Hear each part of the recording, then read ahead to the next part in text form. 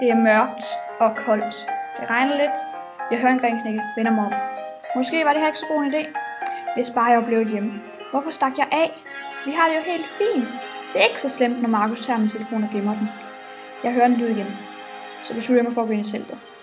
Jeg lægger mig ned i soveposen og lukker øjnene. Åbner dem hurtigt igen. Jeg må ikke være rigtig klog. Det er september, og jeg er helt alene i skoven om natten.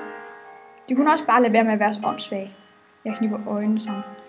Tænker på alt det, der var sket de seneste år. Dumme mor. Dumme Lars. Dumme halvlillebror. Dumme alle sammen. Jeg græder lidt. Det begyndte for 5 år siden, da mor og far blev skilt. Et år efter mødte hun Lars.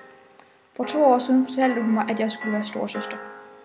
Markus er 1,5 nu, og han er bare så irriterende. Dumme møgunge. Jeg skutter mig. Det er koldt. Men han er nu meget sød en gang imellem. Han har et sødt smil, og han ser så sjov ud, når han spiser chokolade. Jeg smiler. Jeg stopper. Det er alt sammen hans skyld. Og mors. Og Lars. Især Lars. Uden ham var det her aldrig sket. Jeg græder igen. Hvis ikke det var for dem, var jeg aldrig løbet den vej. Men på den anden side, hvad skulle de dog have gjort? Buller, min hund, var gammel. Men Lars fik den aflivet, da jeg var i skole. Det var bare ikke fair. Nu græder jeg helt. Bare fordi den snappede efter Markus, så skulle den aflives. Det var ikke fair.